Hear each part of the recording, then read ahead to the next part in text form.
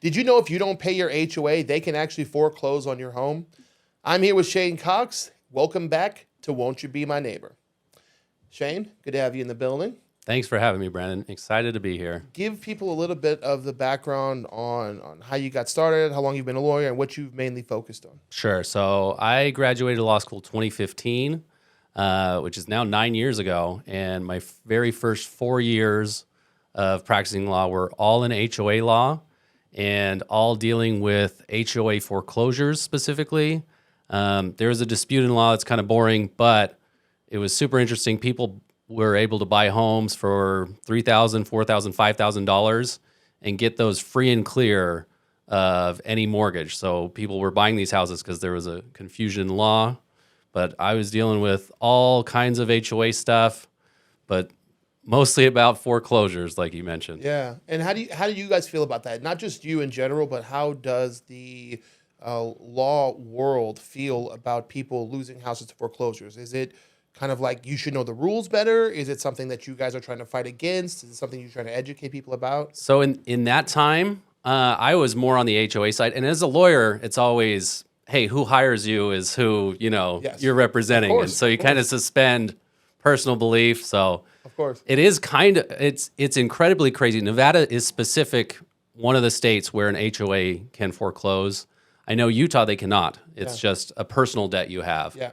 So the idea behind it is these CC&Rs are recorded when a developer builds, a massive community, and he says all these houses have to follow these specific rules. Yeah. Including making payments, in an amount we'll tell you later. Yeah. Well, speaking of the CCNRs, one of the craziest things from the real estate side is in Las Vegas, you have 5 days to go over the CCNRs, and if you disagree with them, you're allowed to back out of the contract, get your money back, right? So like nobody in Las Vegas is forced to deal with an HOA they don't want to. But I'd say like 90% of people don't read the CCNRs. Nobody's going to read them, and they're confusing, and they're written in a way that's legalese. So people don't understand it, and usually there's further rules adopted in the HOA. They can make further bylaws. Yeah. So specific paint colors is a thing that comes up. Trash being out in front are kind of the big things you see, where you can park your car. Yeah. Some of them are like 165 pages. They're huge. 165 pages. Nobody's reading those. No. And you're right. They're written. I like the word legalese. That's like, it's one of my favorite phrases because it's true. I've been doing real estate for a long time. And even when I read through some of these CCNRs, I'm like, what does this say? I got to call my lawyer friends and be like, hey, can you translate this to like human language? I can't imagine like a 21-year-old kid fresh out of school buying their first home, and being like, and knowing what any of these words mean. Yeah, and it seems more like it's maybe something people use to buyer's remorse to back out and say, oh, it's the HOA rules I'm backing out for. That's why I don't want to buy the house. As a realtor, I cannot confirm nor deny what you just said. But yes, the HOA does give people a reason to back out at a point in time, right? Let me just read over some statistics about HOAs so those people who are unfamiliar with the term or unfamiliar with how dominant they've become can understand. 75 million Americans reside in a community that's governed by an HOA. That's more than 30% of American homes. In the future, 75 to 80% of all homes being built will be under HOA, so that number is going to keep growing. And here's the big one. Homes in HOA communities are worth 5 to 6% more than similar homes outside of HOAs. So as much as this turns me into the villain of the episode, it's why oftentimes I'm pro HOA. My job as a realtor is to make people money, right? And the stats show it. The history of Vegas shows it. If your house is in an HOA, you're going to make more money than the houses outside of the HOA, simply because we live in a time in America where people just don't take care of their communities anymore, I think if you go back to the 1940s, 50s, 60s, hell, even maybe the 70s, you didn't really need HOAs. People still mowed their grass. They didn't leave their car on their lawn. No one had oil leaking. People had a pride in their community. But I think over the past 20, 30 years, I think we've all seen it. There's less of a pride and respect for the area you live in. Are you seeing that as well? Yeah, I guess.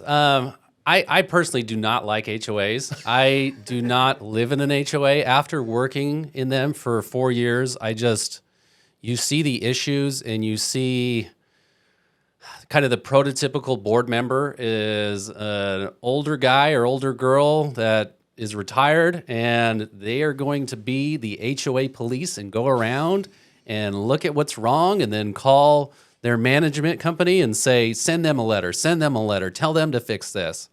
So when I was looking at homes to buy after working in HOA 4 years, I specifically did not want to live in an HOA personally. And it was hard to find. Yep. It was a very limited pool in kind of the newer, if you're trying to get newer homes, there are so many HOAs.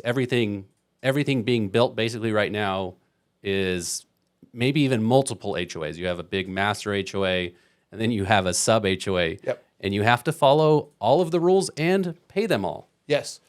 For example, like you said, anybody living in Summerlin, if you are in the boundaries of Summerlin, you're paying a $56 HOA for Summerlin.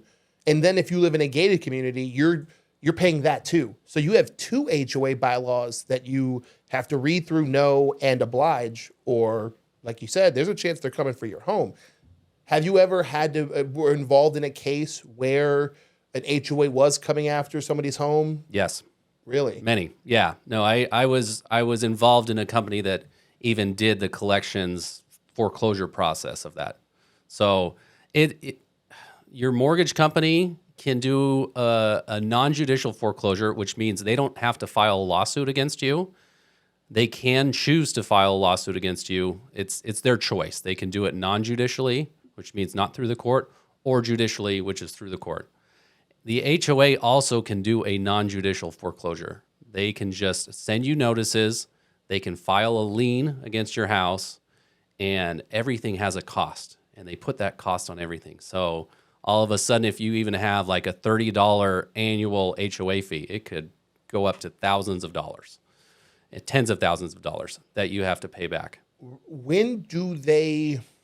I've been in the case where we tried to sell a woman's house, and she had about $27,000 of HOA fees that had racked up, right? And I was shocked that no one had come to foreclose on her home.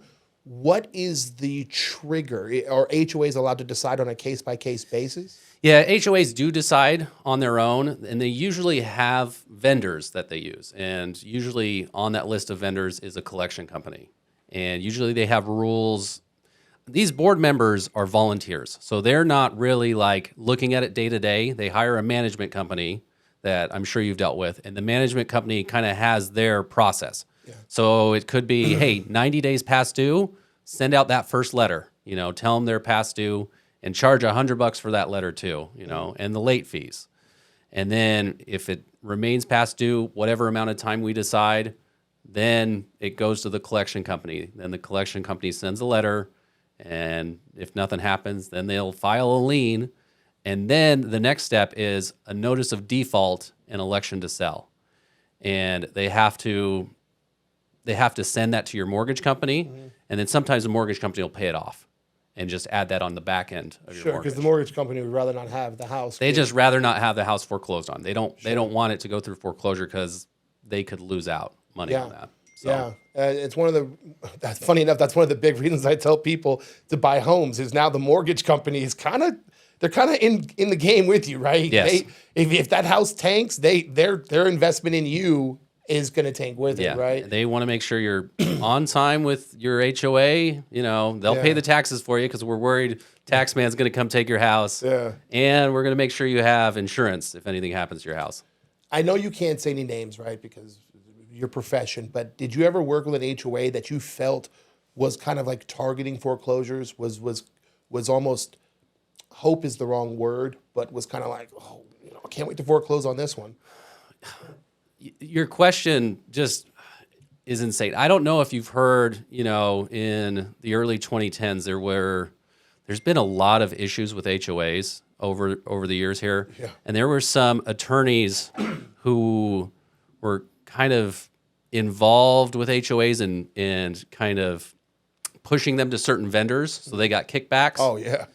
And so there's a famous attorney, Nancy Kwan, who ended up being investigated federally and ended up killing herself So what I see more is because the HOA board members they're just focused on, how things look in their community, making sure it looks nice. Yeah. They kind of give power to these community management companies, and the collection companies sometimes have influence because they want to run their machine and make money. So sometimes it's just the board who are more lax or like don't really know what's going on. And some of them are, foreclosed. This house is crappy. Like, it looks horrible. The weeds aren't kept up. So yes, let's foreclose and get somebody new in there. But I can't tell you that I've had a specific one that, really wanted to push for specific foreclosure on like everyone. Yeah. But yeah, in the time I'm talking about, this is 2011 to 2014, where there were empty homes, bank foreclosures left and right, people who weren't paying anything sitting in homes. So tons of HOA foreclosures were happening then. Banks were kind of sitting back because they wanted, things to kind of go up and see if they could make money before they foreclose. So the HOAs would come in. We're not getting paid by anybody, so they'd go in and foreclose and try and just get their money back.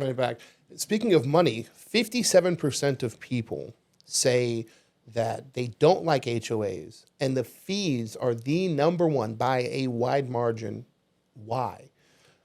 Being someone who's actually seen behind the scenes, do you feel like the fees being charged are in line with what they're doing for the communities, or does it feel now like, and you don't live in an HOA, right? Correct. Do you feel like the money, like, okay, so if you have a gate on your property, they automatically charge you $70? Gates are killers on HOA fees, automatically, $70 at least. Yeah. And then for gate maintenance. Yes. So, and this goes back to, there's a relationship between community management companies and some of their vendors.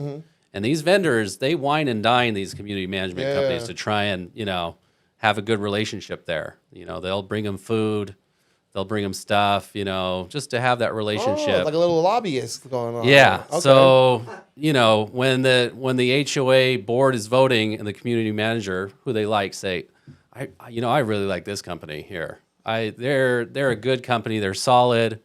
So some of those prices are a little high for what they're doing. Yeah. All HOAs are nonprofit organizations, and they have to send out their budgets to the homeowners. So the homeowners see what they're paying, but sometimes the cost for things are pretty pricey. I've always wondered that. I've lived in an HOA community before, and we had a gate. Gate never broke. And I'm in real estate, so I know now the cost of fixing a gate. And they're charging $70 in my community, which had 150 for people. every homeowner. To every homeowner. So you're paying $70 for 150 people for a gate that to fix might cost maybe $2,500, $3,000, right? Which if you have a good local product. Well, okay, well, where's all the rest of that money going? That's always been my question, right? And even as someone who's pro HOA, the one thing that never makes sense to me is the fees. Somewhere like California, where HOAs can be upwards of $700, $800, $900, how could they possibly justify that? And what recourse do the residents of HOAs have against maybe excessive fees? They can get on the board. I always tell people, get on your board. If you have issues with your HOA, run for your board and try and get in there and make a difference, because you can look at these contracts and say, all right, let's get a different bid. Like, let's rethink what we're doing. There's a ton of regulations that you do have to follow. You have to have, certain things. But there are so many things nowadays in HOAs that the builders are putting in there that just cost money. Private roads are more common now in HOAs than ever before. So then the HOA has to maintain those roads, resurface those roads, and that's going to be another cost, that you're going to have. I hadn't heard that. That's interesting. So private roads inside of, let's say, a gated community? Inside of any HOA, it doesn't even have to be gated. They could be private. So if you see a brown road sign instead of a green one, the brown ones are private. And so there's certain restrictions on road size, how wide they have to be, like in the city, county. But HOAs, since it's private, don't have those restrictions. And sometimes they want to build those less wide roads because it's cheaper for them to do. Sure. And then they can say, okay, only park on one side of the street or no street parking, whatever it is. So they're allowed to create their own rule set if the road is designated as private. Yes. That is, wow, you guys are sneaky. You guys are good. I had never heard about this. That's actually really interesting. Yeah, if you see Brown Street signs, you see Brown Street signs, you know that those are private HOA, and the HOA fees are going to be even more expensive. And it prevents people from having guests or anybody parking on the street. Yeah, right? Most times they'll have parking regulations too, and it depends on how. You have some HOAs that have every homeowner has to list what car can be parked out in front. So some are stricter than others. 100%. Some of the just depends where you're some of the golf course communities are like that, especially if you're in one of the country club communities.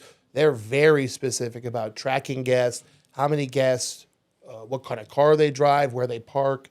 It's and they have the right to tow.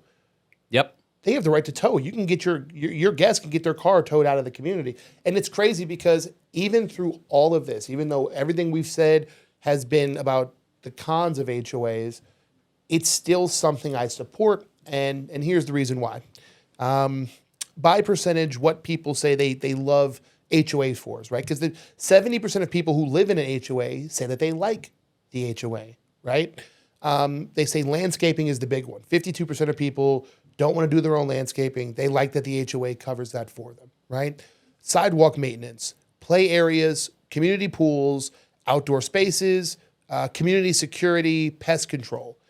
Mainly what people like about HOAs is the convenience of not having to handle some of the responsibilities of home ownership themselves. A lot of people don't want to do conflict resolution. A lot of people don't want to do land maintenance, right?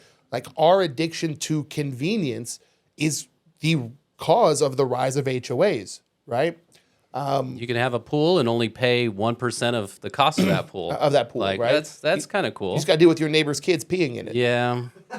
It's a trade-off, It is a trade-off. We're big on personal accountability here, right? And what I always tell people is, if you would just, when I have a buyer and they say, hey, what should I do about wanting to build higher walls? Should I call the HOA? And I go, no, go be a neighbor. Go knock on your neighbor's door, talk to them and say, hey, do you want to build a higher wall with me? I feel like so many HOA conflicts could be handled just by people being neighborly. Let me give you an example. My mother-in-law just moved into an HOA. Okay. She has a car that she parks, an old classic car she parks in front of her house because she likes the car. She doesn't drive it. She just likes the car. She wants to have it around. Her neighbor, instead of just knocking on her door and being like, hey, your car's been sitting there, it makes the neighborhood look a little unattractive, goes on a Facebook rampage, posts on the group page, calls the HOA, makes a huge stink out of it. And she's like, he could have just knocked on my door. I would have parked it in the garage, I feel like a lot of the things people dislike HOAs about are things that they could quite easily handle themselves. Yeah, I've heard very similar stories over and over again. And sometimes as an attorney, or I'm general counsel for an HOA still, it's like the best one. I have to be a babysitter. Like you don't want to pay me my rate as an attorney to be your babysitter. Yeah. Like it could just be hashed out if you guys went and talked face to face. Everybody's a keyboard warrior sometimes, and like, oh, I'm so mad. I'm gonna post on the Facebook group about these kids or whatever. But hey, we were all kids once, 100%. We like to play. Is that okay? 100%. And what's even weirder is I feel like, now again, I wasn't there in the 40s and 50s, right? But I had a grandpa I grew up with, so he would tell me, and he's like, we didn't have HOAs back then. We would all just do the neighborly thing. If there was a neighbor who wasn't taking care of his lawn, we would, hey, do you need some help, right? Are you struggling? Like, is there something we can help you with? It was like a community thing, right? And I think people would be more pro HOA if the community or neighborhood feel was there. Yeah. Right? If you felt like we're in this as a team. But even in an HOA community, it just feels like a bunch of strangers living in the same place, right? Yep. Lots of people that don't talk to each other. I mean, I know my neighbors, but it's not because I'm not in an HOA. It's just because I'm on a street that people have lived there a long time. Yeah.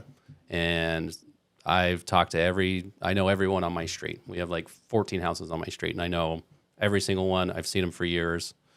But it's just shows the times, I think. We're all addicted to our phones and watching TV. And so having a conversation with someone just on a street corner is looked at as weird now. Yeah. It's not a normal thing anymore.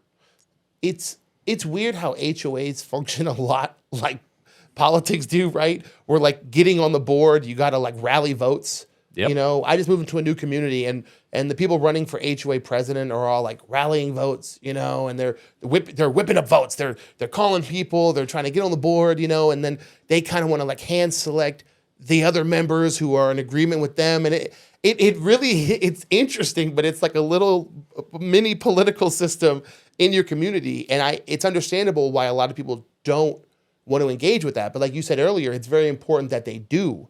Right? Like, it's like not getting on the HOA board is like not voting. Most people don't vote for their HOA boards at all. Like, no, you get it and, just ignore it. Which is nuts. Then they'll complain that they have no representation on the HOA board. When there's an issue, it's not a problem till it is. Till it is, yeah. That people aren't as proactive as they should. They're reactive instead of proactive. You said something earlier, I wanted to follow up with it. Okay. How many HOAs have people like you on retainer? People who can actually read the legalese and dissect it and hold people accountable? About every HOA, I would say probably over 20 units, has an attorney that is their general counsel. There's one firm in town that I got a ton of buddies there. They got 10 to 20 attorneys, and all they do is general counsel for HOA work. That's all they do. And so, I mean, you have the master plan communities like Aliante, Anthem, who are huge, and they get issues, people disputing things all the time. And so your community management company's not set up for that. They don't know, which is another person you're paying in the HOA scheme, your community management company. So they'll hand things off to the attorney and say, all right, will you respond to this for us, and we'll pay you your rate. Are you where our fees are going? Part of it. Part of it. See, if my HOA sent me a document that was like, hey man, we're paying a lawyer to keep this shit straight, I'd be like, you know what? All right, I'm more aligned with it, right? And sometimes your HOA is paying so I can babysit, and be a mediator between even boards and homeowners fighting. And that's wild. I don't, come on, guys. Like, let's try and figure it out ourselves. Right? And again, I tell people this all the time. So much of my profession would not exist if people would just communicate effectively, right? Like the whole reason we have a title and escrow company is because one person doesn't trust the other person with their money or doesn't trust them to be honest about the title, right? So much of why my job exists is babysitting, is making people feel comfortable. And I'm like, dude, if the buyer and seller would just talk and be like, hey, I want to buy your house, I want to sell your house, the roof needs repair, great, well, right? If they would just communicate like that, so much of my profession wouldn't exist, right? And from what you're saying, it's like you have a million things to do as a lawyer. You don't want to have to babysit, but they keep you on retainer to do exactly that. Yeah, and I don't. Hey, that's their decision if they want to use their money to hire me to talk to them. Yeah. And I've had it happen, but okay, whatever you guys want to do. It's funny because HOA board members don't know the laws at all. Like, really? No, not at all. Like, they just know what they think their rules are, and they want to enforce, their rules, but they don't know how to do that. So sometimes the community management company is like, no, you cannot do that. Or they hand it off to the attorney and say, no, you tell them they can't do that.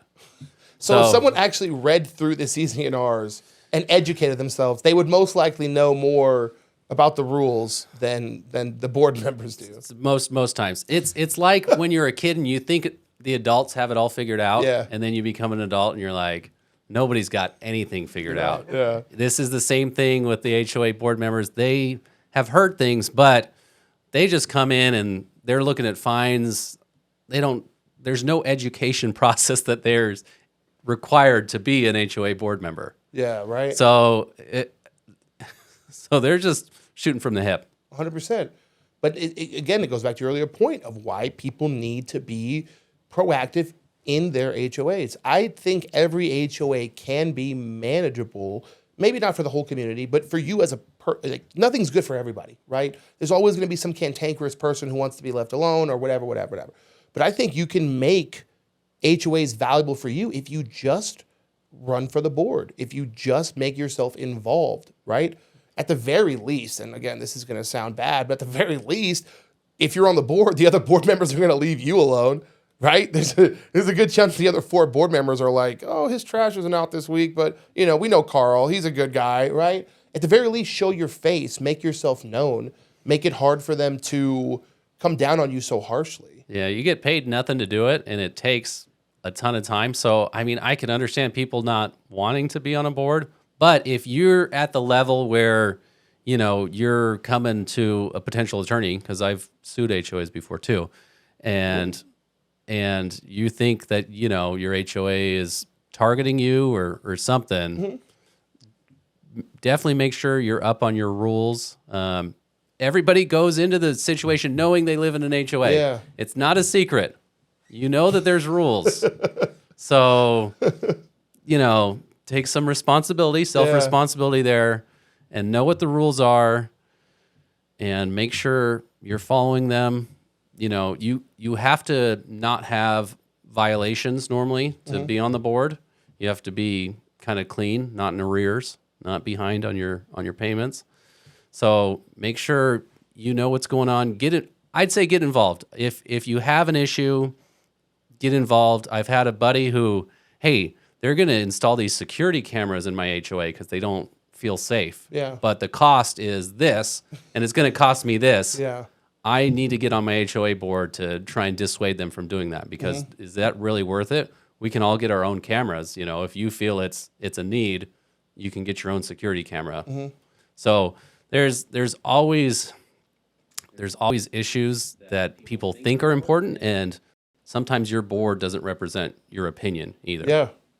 Yeah. Well, again, it's no different if you don't vote in local elections. You might have someone elected who makes decisions that don't benefit you. Again, it's like mini politics in there, right? It is. You've got to be represented. Did you win? In which time? Suing when HOAs? When you sue the HOA? I mean, most cases always settle. And I'll tell you one thing, and I think your listeners might want to know this. Whenever you try and sue an HOA over the interpretation of CC&Rs, so about colors or whatever, you have an issue with your HOA, they're fining you, the real estate division has a mediation program that you have to go through before being able to sue your HOA. So every year, a homeowner has one free one. They can get a fee waiver and do this for free, basically. If you have a dispute with your HOA, you can file this form with the real estate division and go to a mediation and see if there's something you can resolve if you have an issue. So most times we're trying to resolve cases.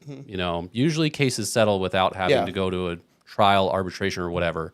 And there's processes in place. This is to protect the HOA so they don't get sued as much. Of course. But it does help the homeowners as well, because you can try and see, okay, is there some middle ground? Is this just a rogue board not really following their rules? And so usually then they'll get their attorney involved and look at it and say, okay, is this, are we allowed to do this? Is this too harsh? Something we're trying to restrict because there's decorations that people want out. Yeah. There's, if I want a bench out in front of my house, but the rules don't specifically say you can't keep benches or a swing set, or, there's so many different issues that I can't contemplate. I've seen a few, but there's so many different things that you could have a dispute about with your HOA. Do you have a memorable one? Do you have a maybe memorable because it was like hilarious how small people were being about something, or hilarious that the HOA was pushing back on something so minute? Anything that stands out? This one's crazy. Somebody really wanted to fly a Confederate flag. Okay. So that's I mean, there's some First Amendment issues there too, like, Yeah. and so a symbol of racism. You Yeah. know, some people consider that, oh, this is my heritage, and the majority of people see it as a symbol of racism. So I was not primarily involved in that. I heard about it from some friends. I think that they ordered to have it taken down. I don't know what ended up happening, but I've heard, decorative pillows out in front of my house that change, with the seasons. Yeah. And the HOA was taking offense with that. Specific paint colors, or can I use this specific paint brand? Or do I have to use, can I use this other paint brand? And then paint fades over time in the sun of Las Vegas, and then they don't look the same. And so there's just so many complaints that people can have and issues. And No one, and I will take this to my grave, no one takes it more seriously than RV people. Because they bought that house to park their RV, and damn it, they're parking their RV. My RV people will back out of if they go to the CCNRs and there's any restrictions on their RV, they will cancel on the spot. Those people are dead serious. okay, I have RV parking on the side of my house. I guess I'll crank up the price. Your house is worth more money than you know. Well, no HOA, so way cheap. Cheap. No HOA RV. When you were searching for, and I gotta get out of here in a second, but I gotta ask you this question: when you were searching for a no HOA house, because you were just like, I'm not doing the HOA thing, right? When you were searching, how long did it take you to find a neighborhood where you felt like, even though there's no HOA, people still seem to care about the neighborhood? Was there a visual, something that made you say, oh, wow, these people here, it clearly shows that they care about the neighborhood?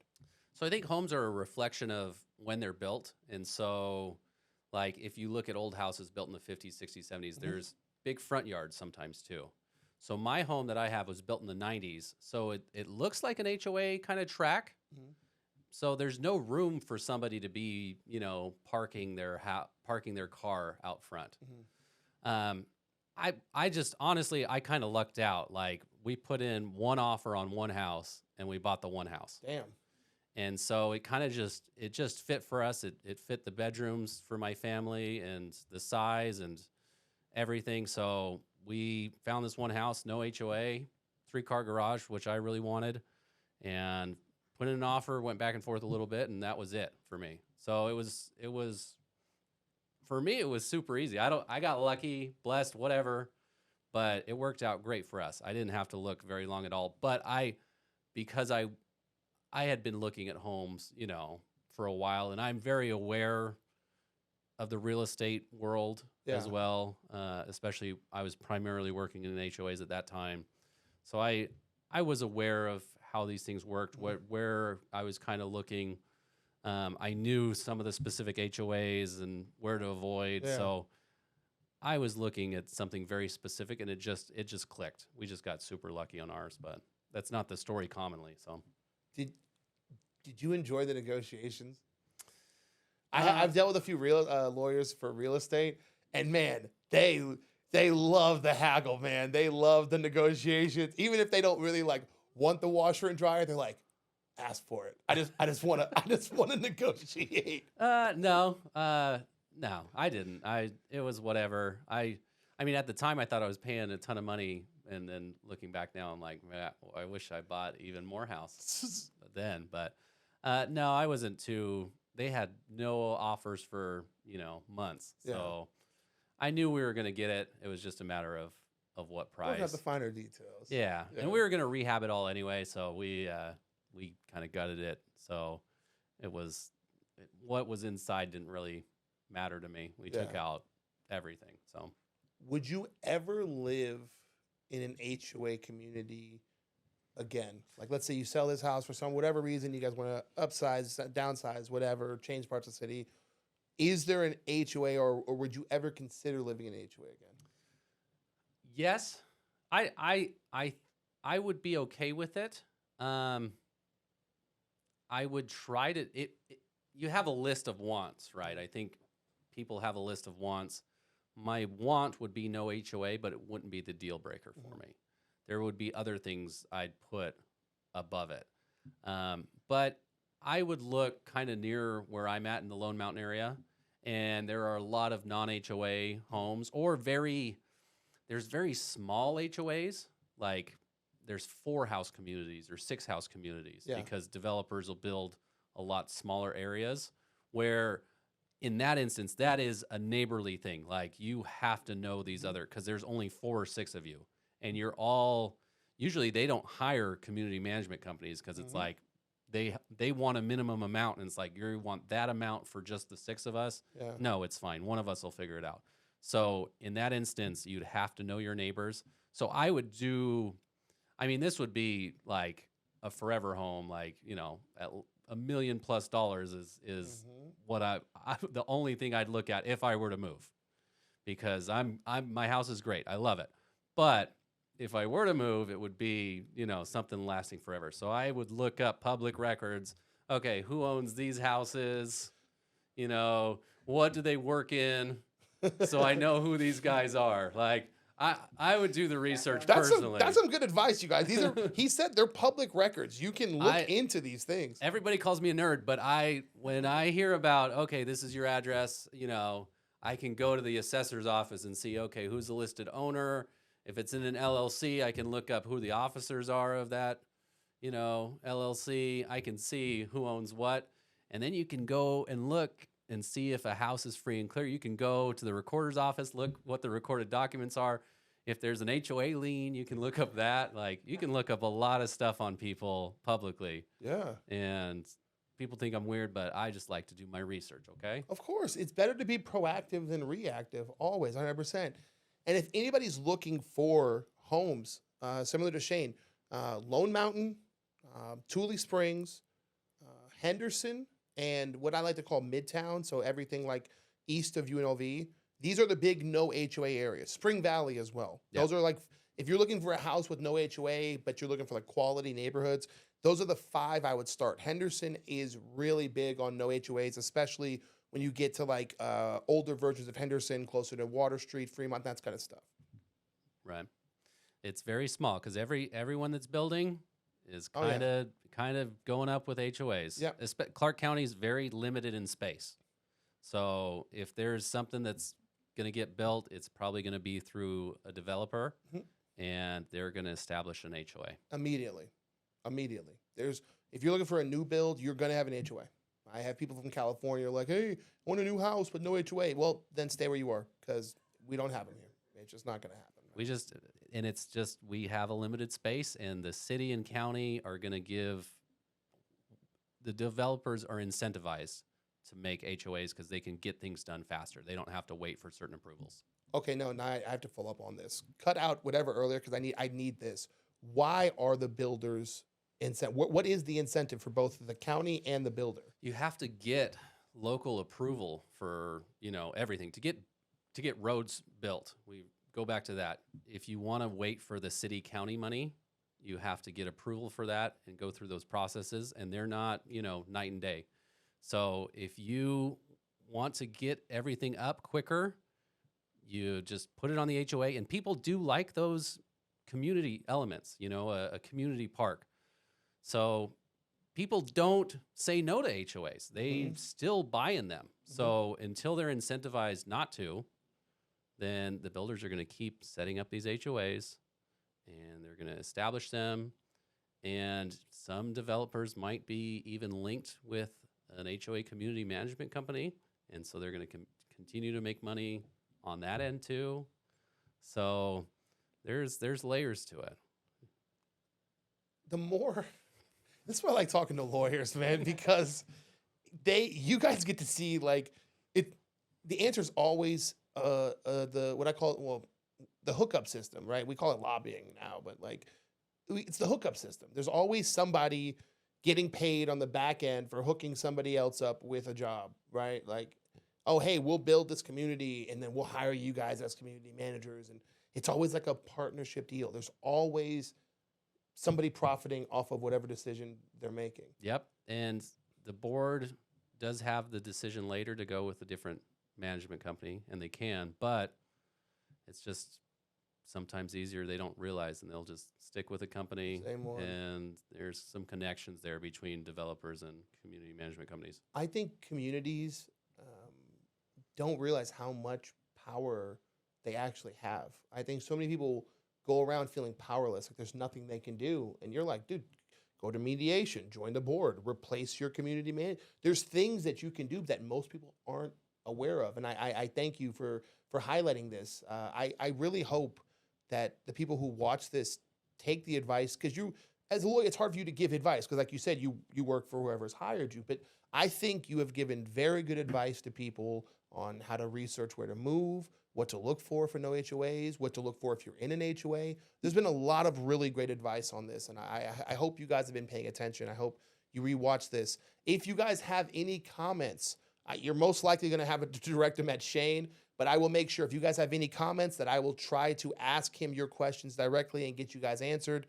If you guys have any comments for me, please leave all of that below. I know HOAs are a big, scary topic, but as Shane has shown you today, it doesn't have to be scary. Just do your research, do your work. When you get your CC&Rs, read them. And if you have over $10,000, give Shane a call. He'll come babysit your HOA for you. Make your HOA payment so you don't get foreclosed on. If you get a fine letter, respond to it. Show up at your meeting. If you don't show up at your meeting, they'll probably just fine you. Yeah. So you if you're going into an HOA, you have to do the HOA things. 100%. Shane, thank you for your time, brother. Thank you, Brandon. This was amazing. Would we be able to have you on when I get Bill back in studio? Would we be able to have you on as a guest again? Because I have like 100 more questions to ask you. Yeah, I got my own podcast right here in this studio too. You don't say. Tangled Rights. We talk about legal stuff, a lot of criminal stuff there, which people like. People don't want to hear the HOA stories. No, they want the crazy. They want the crazy stuff. Well, my audience would love to have you. They like the HOA stuff. They're nerds around here, and I think this has been the most insightful interview we've had. You are racked with information, and I am more than appreciative, man. So thank you for coming on. Thanks, Brandon. Where can people find you? Do you have a website, Instagram, socials? Yeah, my law firm is Cox and Wilson, so you can find us at coxandwilson.com. We also have our podcast, Tangled Rights, which is on YouTube, which the great team here produces as well. And you can find us, Cox and Wilson, on TikTok, Instagram, wherever you want to watch our stuff too. That's fantastic. And I'm Brandon from Vegas. Just go into your Google and type in Brandon from Vegas. You'll find me. As always, guys, like, share, and subscribe. We are really growing the YouTube page. We're going to keep you guys packed with tons of information. And until next time, come and be my neighbor. Peace. Peace, peace, peace, peace, peace.